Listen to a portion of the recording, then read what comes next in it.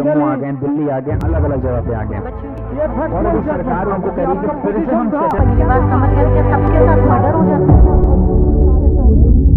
Welcome to Jammu and Kashmir preliminary examination 2025 part 2। तो आज हम उसका पार्ट 2 करेंगे। First question, based on your understanding of the General Financial Rules 2017, which of the following statements are being correct? So, for question number 1, we have certain statements. Controlling officer means an officer entrusted with the responsibility of controlling the incurring of expenditure or the collection of revenue. The term controlling officer does not include an administrator but may include the head of the department. Drawing and dispersing officer means a head of the office and also any other gazetted officer so designated by the department of the central government. And the term drawing and disbursing officer may also include an administrator where he himself discharges such function. Now here option 1, third and fourth are correct, and second is the incorrect option. So the correct option for question number 1 is D. Question number 2, under the General Financial Rules 2017, who has a duty to obtain from his subordinate officers monthly accounts and returns in suitable form, claiming credits for the amounts paid into the treasury or bank as the case may be? So for question number 2, the correct answer is A. It's the controlling officer. Question number 3, for question number 3, which of the following statements are correct with regard to the procedure mentioned in the General Financial Rules 2017 when the subject of any case concerns more than one department? So here we have certain statements. No order shall be issued in any such case until all such departments to whom the matter concerns have concurred, or failing such concurrence, a decision has been taken by or under the authority of the Cabinet Secretary. No order shall be issued in any such case until all such departments to whom the matter concerns have concurred, or failing such concurrence, a decision has been taken by or under the authority of the Cabinet. Every case in which a decision, if taken in one department, is likely to affect the transaction of business allotted to another department shall also be deemed to be a case which concerns more than one department. And no order shall be issued in any such case until all such departments to whom the matter concerns have concurred, or failing such concurrence, a decision has been taken by or under the authority of the Chief Secretary of the concerned state. So for question number 3, the correct option is B. Only statement 2 and 3 are being correct. Which of the following statements are correct with regard to bidding under the provisions of the General Financial Rules 2017? So for question number 4, the correct option is a bidder shall be debarred if he has been convicted of an offence under the Prevention of Corruption Act 1988 or the IPC or any other law for the time being in force for causing any loss of life or property or causing a threat to public health as part of the execution of a public procurement contract. A bidder who has been debarred for reasons mentioned in the statement 1 above, or any successor of such bidder, shall not be eligible to participate in any procurement process of any procuring entity for a maximum period of 5 years commencing from the date of debarment. And the Department of Expenditure will maintain the list of all the debarred bidders, which also can be displayed on the Central Public Procurement Portal.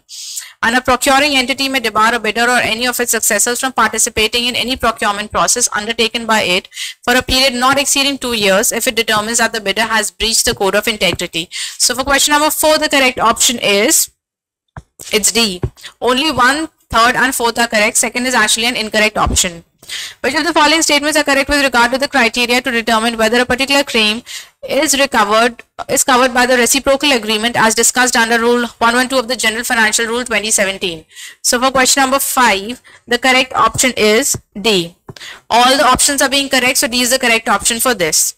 6th, by following the procedure indicated in Rule 139, 159 and 160 of the GFR 2017, a ministry or department of the central government can directly execute repair works up to a certain threshold limit. What is the maximum limit for which such repair works can be executed directly by such ministry department? So it can be actually executed for rupees 60 lakhs. So B is the correct option for question number 6. Now question number 7. Which of the following statements are correct with regard to report of losses under the provisions of the GFR 2017? Any loss or shortage of public money, departmental revenue or receipts, stamp, OPM stores or other property held by or on behalf of the government, irrespective of the cause of loss and manner of detection, shall be immediately reported by the subordinate authority concerned to the next higher authority, as well as to the statutory audit officer and to the concerned.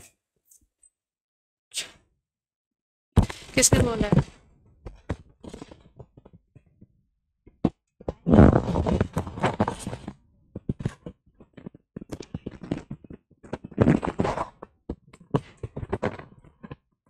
ठीक है.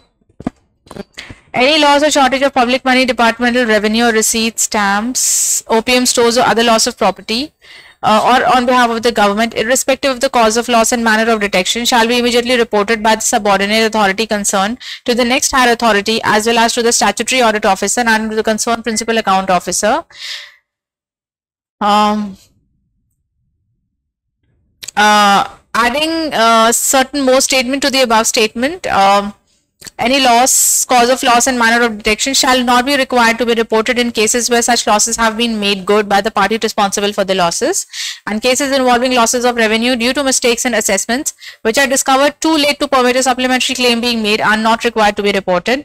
Cases involving losses of revenue due to under assessment and which are due to interpretation of the law by the local authority being overruled by a higher authority after the expiry of the time limit prescribed under the law are not required to be reported. So for question number 7, the correct option is for question number 7, the correct option is D.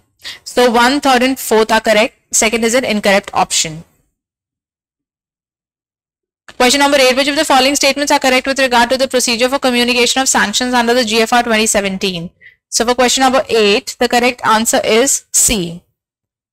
First, second and fourth are actually correct, and third is the incorrect option.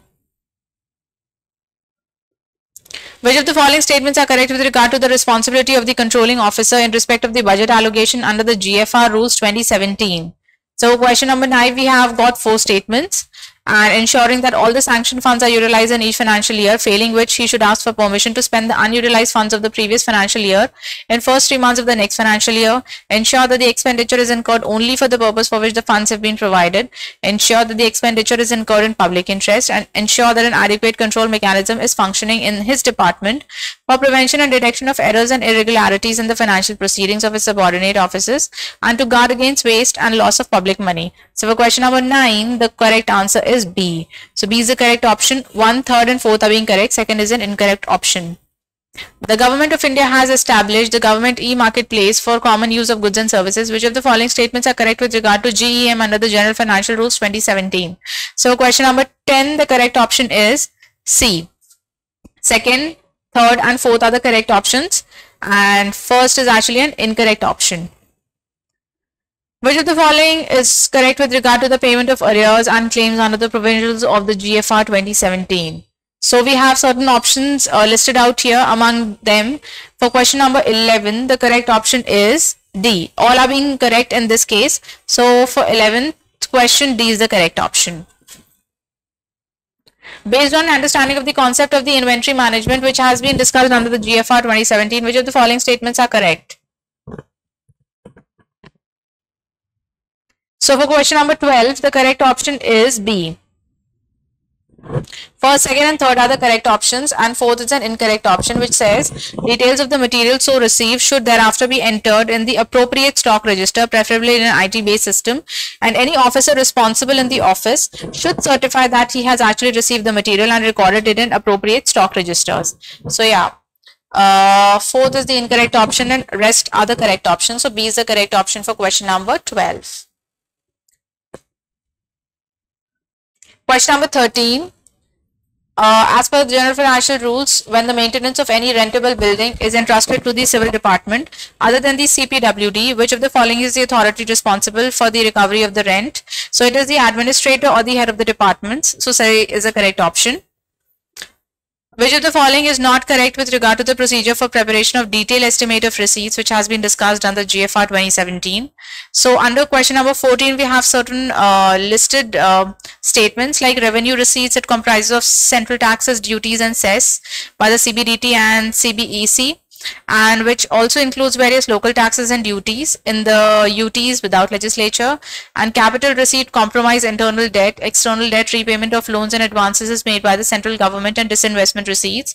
Now, estimates of receipt of the central taxes and duties and the external aids are being prepared within the Ministry of Finance by the CBDT, the CBEC and the Controller Aid and Accounts Audit. Estimates of the internal debt are framed by the Department of Expenditure, Ministry of Finance. So for question number 14, the correct option is D. It's the estimates of the internal debt. Receipts are being framed by the Department of Expenditure, Ministry of Finance. Based on your understanding of the general principles for award of grant in aid, so centrally sponsored scheme discussed under Rule 232 of the General Financial Rules, which of the following statements are being correct? So here we have got centrally sponsored scheme. Regarding that, we've got some statements and we've got certain premise, out of which we have to make sure what are the correct statements and which of the following among them are correct. So for question number 15, the correct option is D. It's the third statement is actually incorrect. While similar schemes with similar objective targeting the same population are already in operation in certain areas, there is no need to converge all such schemes. So first, second and fourth are the correct option, and C, third is the incorrect option. So we have the correct option as D.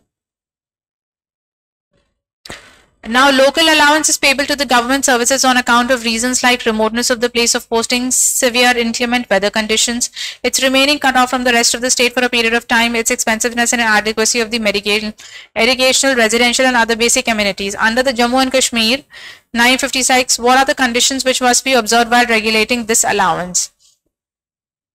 This allowance shall be admissible to local and non-local employees alike. The grant of local allowance should be reviewed after every 5 years, and the desirability of its continuance, either at the full rate or at the reduced rate, or its withdrawal, should be examined in the context of the improvements made in living and other conditions of the areas over a period of time. The allowance shall be admissible to part-time government servants, and this allowance shall be admissible to the government servants, whether permanent, quasi-permanent or temporary, establishing charges to works and other contingencies. So question number 16, we have the correct option as C. First, second and fourth are being correct. Now, as per provisions of the Article 41 BB of the J&K Civil Services Regulation Act, government service who are posted within a distance of certain kilometers from the line of actual control or at places which are declared by the government from time to time as qualifying for this allowance are paid border allowance at the rate of 20% for the basic pay. In order to qualify for this allowance, what is the maximum distance of the place of the posting from the border? So it is actually the government servant should be posted within a distance of 8 kilometers from the line of actual control, which are being declared by the government from time to time as qualifying for this allowance. So B is the correct option for question number 17. We have question number 18. Which of the following statements are correct? With regard to special disability leave under the provisions of J&K Civil Services Regulation Act 1956. So we have certain statements which are being listed here. So for question number 18, the correct option is B. First, second and third are correct. An extension of such leave can be allowed upon the production of a certificate issued by the medical officer, and the total period of leave shall in no case exceed 12 months. So for special leave disability under the J&K Civil Services Regulation Act, first statement is correct, second is also correct, and third is correct. The fourth is an incorrect option, because then we have question number 19. Which of the following statements are correct with regard to the alteration of date of the birth of government servant under the provisions of the J&K Civil Services Regulation Act 1956? So here we have certain options which are being listed regarding the alteration of the date of the birth of the government servant. So we'll have to look at that, and the correct option among this is B. So third is in case the date of the birth. C is the incorrect. Second is the incorrect option. So no alteration of date of the birth of the government shall be made by the government unless a request in this regard is made by the concerned government within a period of 6 years from the date of his or her entry into the government service, and it is clearly established that a genuine bona fide mistake has occurred. So if you want the correct option, so here B is the correct option. So for question number 19, the correct option is B. Then we have question number 20. Now, which of the following statements are correct with regard to deputation as understood under the J&K Civil Services Regulation Act 1956? An employee appointed on deputation may elect to draw either the pay in the scale or pay of deputation position or the basic pay and the pay scale of the parent cadre plus personal pay if any. All the deputation cases involving deputation of government servants to non-government organization including corporation, companies, autonomous bodies, etc. within or outside the state or to central government or to other states government shall be decided by the concerned administrative department on the terms and conditions of the deputation contained in Schedule 18 of these regulations, and any relaxation of the said terms shall require prior consultation both by the central government, finance department and the general department. And the period of deputation in any case should not normally exceed 4 years, and it may be extended further by 1 year upon the request of the borrowing agency. Or the total period of deputation should not under any circumstance exceed a period of 5 years at a time. So for question number 20, the correct option is B. B is the correct option. First and second statement are being correct. Third is the incorrect option. Question number 21. Which of the following statement is not correct with regard to medical certificate as discussed under the J&K Civil Services Regulation Act 1956? So for question number 21, we have D as the option. On the basis of medical certificate issued by the medical officer, an officer may also be granted any leave which may not be admissible to such officer under the terms of his contract or the rules to which he is subject. So D is the incorrect option. Question number 22. Under the provisions of J&K Civil Services Regulation Act 1956, what is the maximum period for which an officer may be allowed to retain his or her rent-free official residence upon transfer from one station to the another? So A is the correct option, free of rent for a period of about first 15 days after handing over charge, and thereupon payment of the rent as specified under these rules, but not exceeding 2 months from the date of handing over the charge. So for question number 22, A is the correct option. Question number 23. Which of the following statements are correct with regard to the conditions of employment as discussed in the J&K Civil Services Regulation 1956? So question number 23, we have B as the option, which is actually correct. So the Directorate of Agriculture shall be competent subject to the condition that a clear certificate is given in the appointment order to the effect that the state subjects are not available to make appointments of non-state subjects against the posts of orderlies and chowkidars and the offices of the area marketing officers established outside the state in different places of the country under the Department of Agriculture. So first, second and third are the correct options, but fourth is the incorrect option. So B is the right answer for question number 23. Question number 24. Which of the following statements are correct with regard to stagnation of the personal pay as discussed in the J&K Civil Services Regulation Act 1956? So for question number 24, the correct option is C. The benefit of personal pay shall be applicable to the employees, the maximum of whose scale of pay does not exceed rupees 950 per month. The elements of personal pay shall be taken into account for all purposes.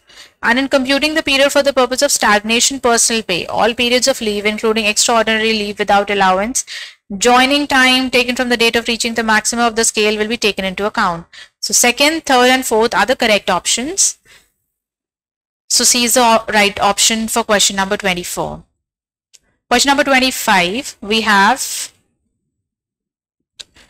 as per Article 55G of the J&K Civil Services Regulation 1956, powers to sanction deputation for foreign trainings are to be exercised by the administrative department concerned where such deputations are part of the sanctioned projects. In all other cases, the clearance of the Foreign Training Selection Committee shall be required. Which of the following officers is not an ex officio member of this committee? So for question number 25, the correct option is C.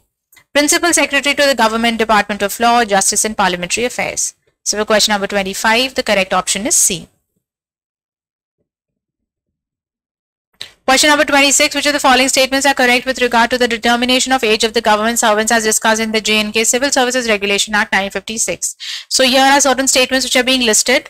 So among this, for question number 26, the correct option is D. All are correct option in this case. So we have D as the correct option for question number 26. Question number 27, which of the following are correct with respect to the procedure for grant of leave under the J&K Civil Services Regulation? So question number 27, the correct option is C.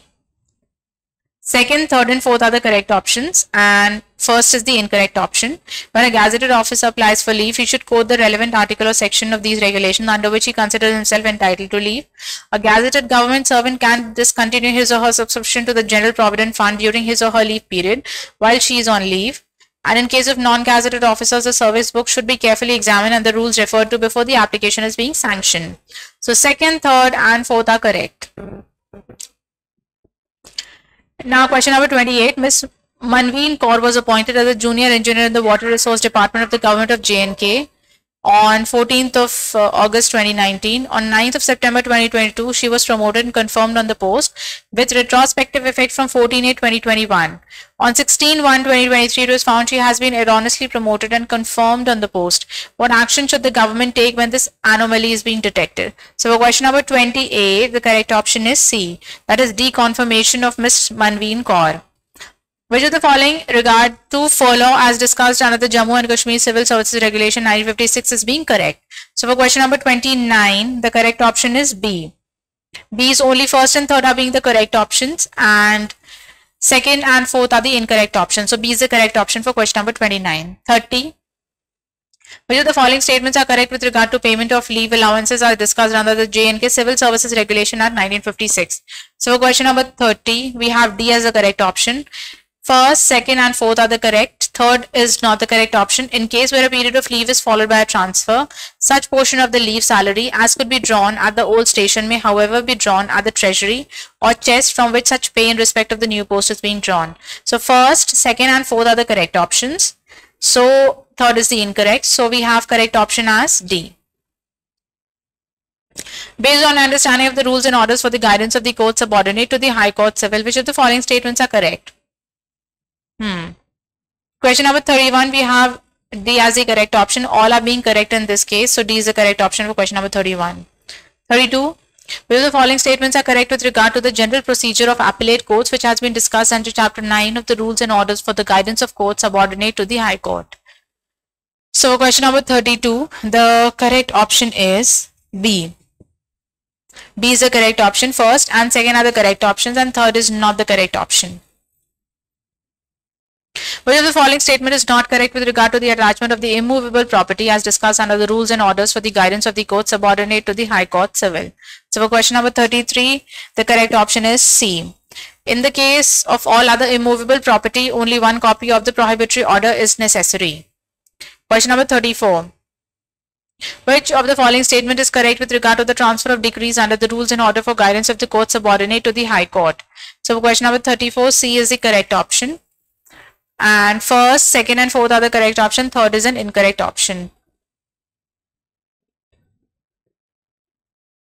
Which of the following statements are correct with regard to the guidance language to which a judgment is being written as per the rules and orders for guidance of court subordinate to the High Court or Civil? So for question number 35, the correct option is C. Second and third are the correct statements, and first is it must always be written in English. No, it is not necessary that it should be written in English. It can be in any language. So first is the incorrect option, and second and third are the correct. So C is the right option for question number 35. Question number 36. Which of the following is not correct with regard to the special scrutiny of claims relating to agricultural land as per the rules and orders for the guidance of the court subordinate to the High Court? So for question number 36, the right option is C. Every such claim shall be accompanied by a statement in the prescribed form setting for the particulars relating thereto recorded in the settlement record and in the last khatabandi. Which of the following statements are correct with regard to guidance by the district judges contained in the rules and orders for guidance of the court subordinate to the High Court Civil? So for question number 37, the correct option is B. Only first and second are being the correct options, and third is the incorrect option.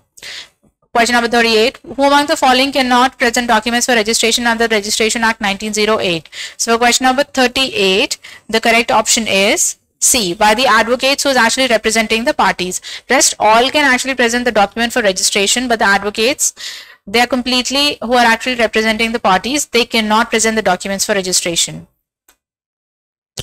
39. Which of the following statement is correct with regard to the jurisdiction of civil and revenue courts under the rules and order for guidance of the court subordinate to the High Court Civil? So question number 39, the correct option is B. First, second and third are being the correct options, and fourth is the incorrect option.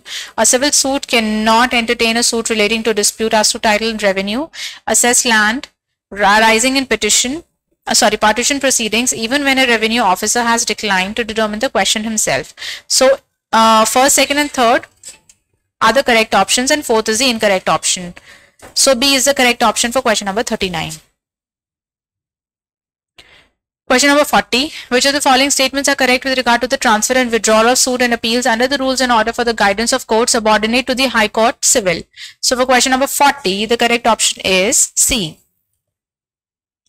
Only first and second, third are being correct, and fourth is actually an incorrect option. Question number 41. Which of the following statements are correct with regard to the evidentiary value of police diaries as per the rules and orders for guidance of the court subordinate to the High Court of Judicature? We're talking about the criminal side. So for question number 41, the correct option is A. First is an incorrect option. In case the court considers that any date, fact, or statement referred to in the police diary is or may be material, it can accept the diary as evidence in any sense of such fact or date or a statement. So first is actually an incorrect option. Then criminal courts should avail themselves of the assistance of the police diary for the purpose of discovering sources and line of inquiry and the names of the person who may be in a position to give material evidence, and should call for the police diaries for this purpose. Second is a correct option. Magistrate of the district should see that each day's diary has been forwarded to the superintendent of police in due course with a view to prevent such diaries from being antedated. Before allowing any date, fact, or statement which has been referred to in the police diary to influence its mind, the court must establish such date, fact, or statement by evidence. So second, third, and fourth are the correct option. So first is the incorrect option. So we have A as the correct option for question number 41. 42. Which of the following statements are correct with regard to the cases of contempt of the court under section 480 of the CRPC and under the rules and orders for the guidance of the court subordinate to the High Court of Judicature? So question number 42, we have A as the correct option. Only third and fourth are the correct options, and first and second are the incorrect options.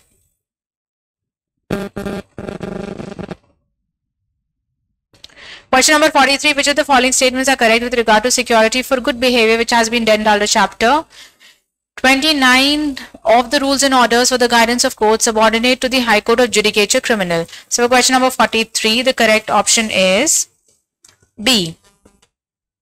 First and second are correct options.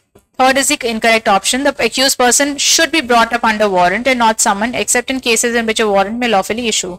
That's an incorrect option, and the other two options, first and second, are being correct. Which of the following statements are correct with regard to appeal and revision under the rules and order for guidance of the court subordinate to the High Court of Judicature Criminal? So question number 44, the correct option is B.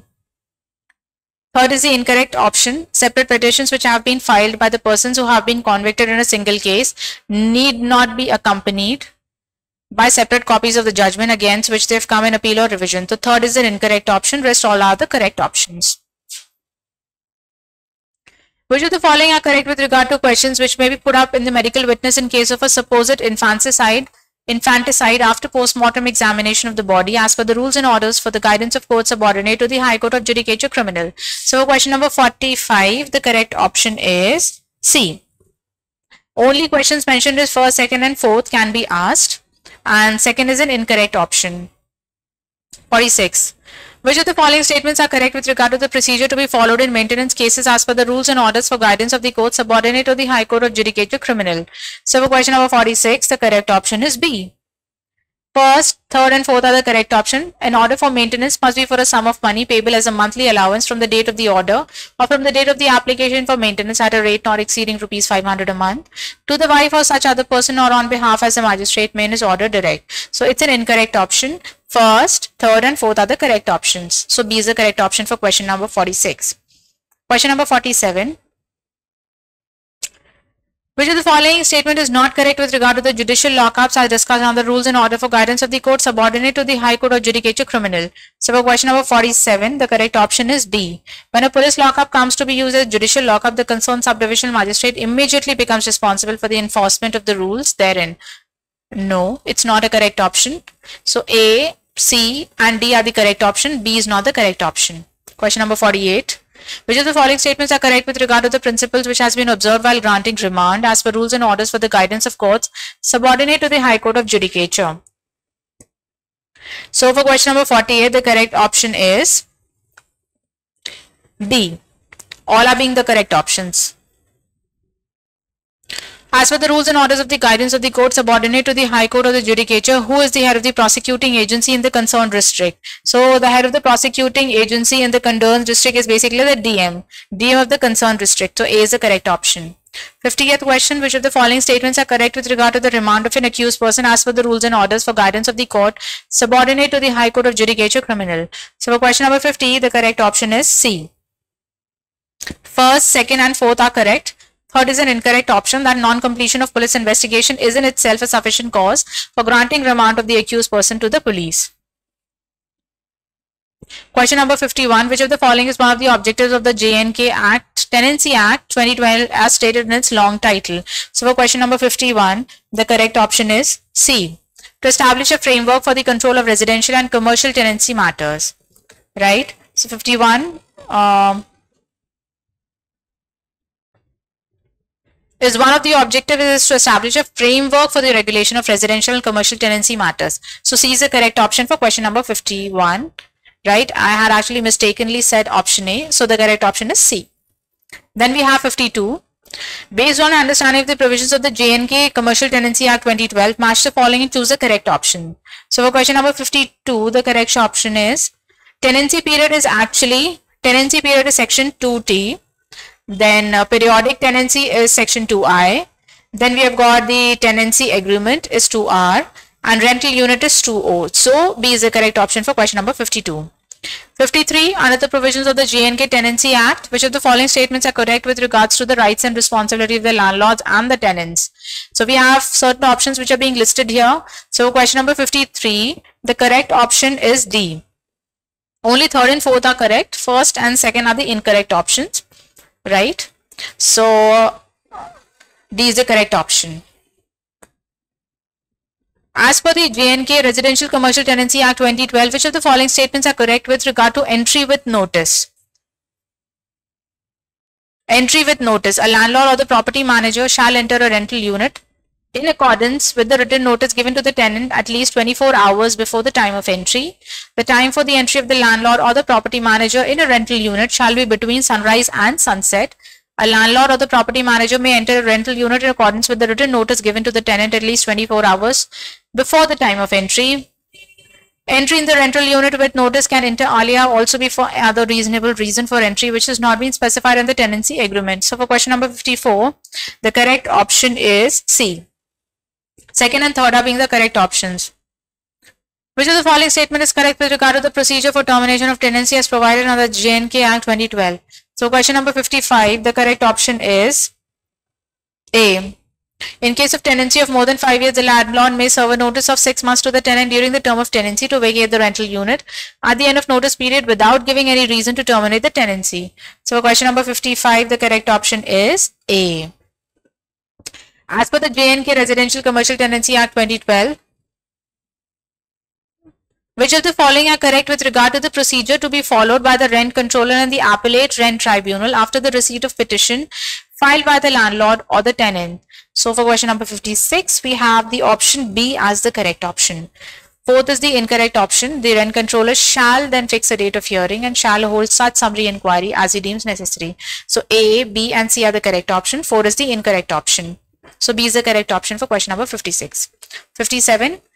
Section 5 of the J&K Act 2012 deals with the subject of period of tenancy. Which of the following statements are correct with regard to such provisions? So question number 57, B is the correct option. Only first and second are being the correct options and third and fourth are not the correct options. Then we have 58. Match the following provisions of J&K Tenancy Act 2012 and choose the correct answer from the options given below. So for question number 58, the correct option is cutting or withholding essential services is section 20. Jurisdiction for a rent controller is section 30. Then we have successor and title to a landlord, section 24, and protection of action taken in good faith is section 38. So D is the correct option for question number 58. 59. According to section 2 of the J&K Tenancy Act, which of the following definition is actually correct? So for question number 59, the correct option is local authority means a municipal corporation or the municipal council or the municipal committee or any other local body constituted under any law for the time being in force. So for question number 59, the correct option is C. Which of the following is the structural correct sequence in which these items of the work appear in Part A, structural repairs to be get done by the landlord of the Schedule 3 under the J&K Act 2012. Now, structural repairs, except those necessitated by the damage caused by the tenant, internal, external electric wiring and related maintenance when necessary, changing plumbing pipes when necessary, and whitewashing of the walls and paintings of the doors and windows. So, question number 60, we have the correct option as A. It's all the 4 statements are the correct options and they are being actually there in the ascending order.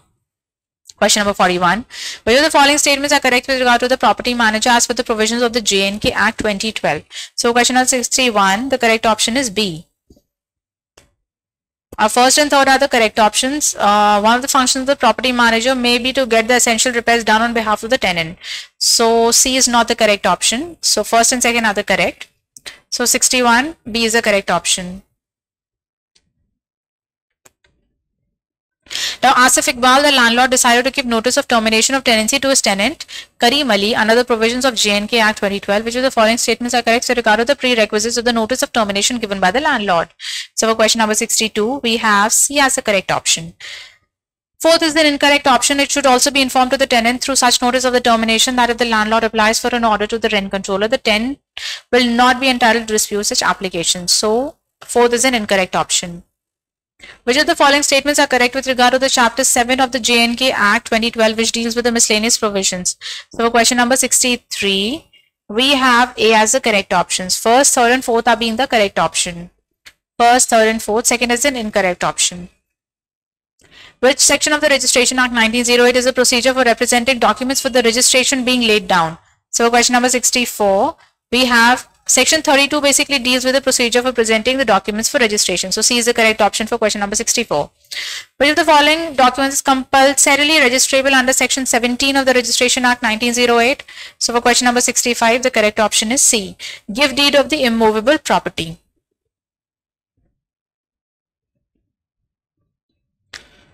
Which section of the Registration Act provides for the limits of 4 months for presenting a document for registration? So for question number 66, the correct option is B. Section 23. Now, which of the following document is optional for registration under Section 18 of the Registration Act 1908? So for question number 67, the correct option is B. Will. Will is a document which is actually, there is an optional registration under Section 18 of the 1908 registration. Section 8, in which landmark case the Supreme Court holds that the registration is not a mere formality but an essential requirement to transfer title under the property law. So for question number 68, the correct option is A. It's Suraj Lamp and Industries Private Limited versus State of Haryana 2012. Which of the following is not entitled to present a document for registration under Section 32 of the Registration Act 1908? So question number 69, the correct option is C. The agent of the executant with the general power of attorney. Question number 70. If a document is executed by several persons at different times, when should it be presented for registration as per Section 24 of the Registration Act 1908? So for question number 70, the correct option is C. Within 4 months from the date of each execution. Which of the following documents do not require compulsorily registration under the Registration Act 1908? So question number 71, the correct option is B. Instruments acknowledging the receipt or payment of any consideration on account of the creation, declaration, assignment, limitation or extinction of any such right, title or interest. And then 72. Match the following powers and procedures with the corresponding officers required to fulfill them under the Registration Act 1908. So for question number 72, the correct option is Inquiry before registration is registering officer. Then procedure where document relates to land in several sub-districts is sub-registrar. Okay. Then procedure after registration of documents relating to the land is registrar. And power to declare what language shall be deemed to be commonly used in each district is Inspector General. So for this question number 72, C is the correct option. We have two statements which are assertion reason. Once a will is being registered, it becomes conclusive proof of its authenticity and cannot be challenged in the court of law. Registration, it cures all defects in the execution of the will, thereby making it legally infallible. So for question number 73, the correct option is A. Both A and R are actually false. Question number 74. An unregistered document which is compulsorily registrable can be admitted as evidence for the purpose according to Section 49 of the Registration Act 1908 to establish the specific performance of the contract. So for question number 74, D is the correct option. Which of the following is not a transferable property under the Transfer of Property Act 1882? So according to 1882, according to question number 75, right to sue for damages is not a transferable property under the TPA 1882. Question number 76. Under Section 53 of the TPA Act, the Doctrine of Part Performance Act as. The Doctrine of Part Performance basically act as a statutory estoppel. So C is the correct option. A transfer made with the intent to defeat or delay the creditors is void ab initio, valid unless set aside, automatically criminal, not recognized by law. So for question number 77, the correct option is B, valid unless set aside. Then which of the following situation best exemplifies the doctrine of constructive notice under the TPA Act 1882? So for question number 78, the correct option is a buyer of land is deemed to have knowledge about a registered lease on a property that he intends to buy, though he has not checked the public records. So this is the best situation which exemplifies the doctrine of constructive notice under section 78. So D is the correct option. 79. Which of the following can be considered to be a valid transfer on the Transfer of Property Act 1882? So question number 79, the correct option is A. X erroneously sells a property that he is yet to acquire under a will to Y, who unknowingly buys it for consideration. Then question number 80. Match the following list A with list 2. So question 80. Section 17 is doctrine of accumulation. Okay. Then section 52 is doctrine of lis pendens. Then section 35 is doctrine of election, and section 92 is doctrine of subrogation. So here we have B as the correct option for question number 80. Moving on to question number 81. We have an assertion reason question. Under the TPA, transfer property to my elder sister for life and after her death to my younger brother, provided my younger brother survives my eldest sister, creates a vested interest in the younger brother after the death of the transferor. Reason: the death of the elder sister is a certain event and a condition that merely relates to the time of enjoyment rather than the acquisition of the right itself, does not prevent the interest from being vested. So for question number 81, the correct option is B. A is wrong, but R is correct. Now we have question number 82. It's again a match the following question. So we have the mortgagor delivers possession of the mortgaged property and authorizes the mortgagee to receive the rents and profits accruing from the property. So we have, this is called as usufructory mortgage. For first, third is the correct option. The mortgagor binds himself to repay the money on a certain date and transfers the mortgage property absolutely to the mortgagee, subject to a proviso that mortgagee will retransfer on payment. So we have, that's called an English mortgage. The mortgagor ostensibly sells the mortgage property on condition that on the payment being made, the sale shall become void. So for T, we have mortgage by conditional sale, and the mortgagor binds himself to personally pay the mortgage money without delivering the possession of the mortgage property. So for fourth, the correct option is simple mortgage. Question number 83. A lease of immovable property is. So for question number 83, a lease of a immovable property is transfer of a right to enjoy such property and in consideration of the price paid or promised. So A is the correct option. Question number 84, under the Transfer of Property Act 1882, besides a mortgagor, a suit for redemption of the mortgage property can be instituted by. So question number 84.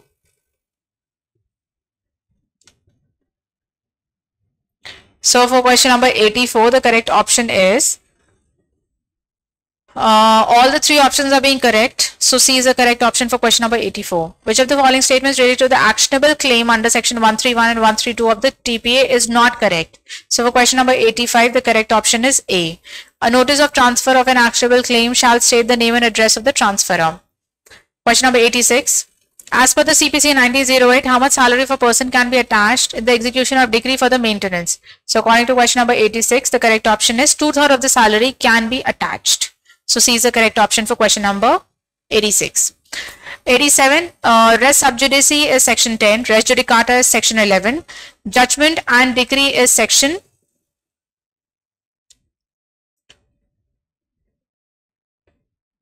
res sub judice is section 10, res judicata is 11. So first and second are the incorrect options. So question number 87, the correct option is B. They're not correctly matched, right? So first, second and fourth, these are actually the incorrect options. So B is the correct option for question number 87. Then question number 88. So here also we have to correctly match what are the combinations, right? So we have question number 88, in which a temporary injunction is correct, order 39, sued by indigent person is order 33, then powers of the appellate court, no, it's not under section 102, and right to file caveat is under 148A of the CPC. So first, second and fourth are the correct options. 89. Assertion. A civil court has jurisdiction to try all suits of civil nature. The cognizance of a civil suit should be expressly barred. So for question number 89, we have C is the correct option. Yes, a civil court has a jurisdiction and the cognizance should be expressly barred. No, it's not the correct reason for it. So A is true and R is false. When the local limits of the jurisdictions are uncertain, the place of institution of the suit shall be decided according which of the following provisions. So for question number 90, the correct option is C. C is the correct option, section 18 of the CPC 1908. Which of the following CPC 1908 prohibits arrest or detention of the women in the execution of decree for money? So for question number 91, the correct option is B. Section 56. It prohibits the arrest and detention of women in the execution of decree for money. As per CPC 1908, preliminary decree can be passed in which of the following suits? For partition, for partnership, for possession, additional mesne profits, or partition, partnership and possession and mesne profit. So for question number 92, the correct option is D. For partition, partnership and possession and mesne profit. Which of the following can file a suit under section 91 of the CPC 1908 for public nuisance? So question number 93, the correct option is A. It's the Advocate General. Section 144 of the CPC 1908 should be read along with which of the following section? So section 114 should be read along with Order 47, Rule 1. So B is the correct option for question number 94. Which of the following section of the CPC 1908 embraces the principles of restitution? So question number 95, the correct option is section 144. It actually embraces the principle of restitution. So B is the correct option. Order second, Rule 2 of the CPC 1908 does not apply to. It does not apply to application for execution and writ petitions. Which is the correct essentials for the applicability of the rule of the sub judice? So for question number 97, the correct option is C. Both A and B are the applicability for the rule of sub judice. Question number 98, a defendant under Order 5, Rule 1 of the CPC 1908 is required to answer and appear for the claim and to file the written statement. So question number 98, the correct option is C, within 30 days from the date of service of summons. When an ex parte decree is being passed, how would the defendant normally ask for setting aside of the ex parte decree? Question number 99. So by an application under Order 9, Rule 13 of the CPC, an ex parte decree is passed and the defendant would normally ask for setting aside of the ex parte decree, Order 9, Rule 13. A suit under Order 37 of the CPC can be based on which of the following? A hundi, an oral contract, a claim for general damage under section 73, a claim under law of torts. So question number 100, the correct option is hundi. So a suit under this can be based on a hundi. So with this we come to the end of the paper analysis of JNK Paper 2 Prelims. Thank you. Subscribe for more content.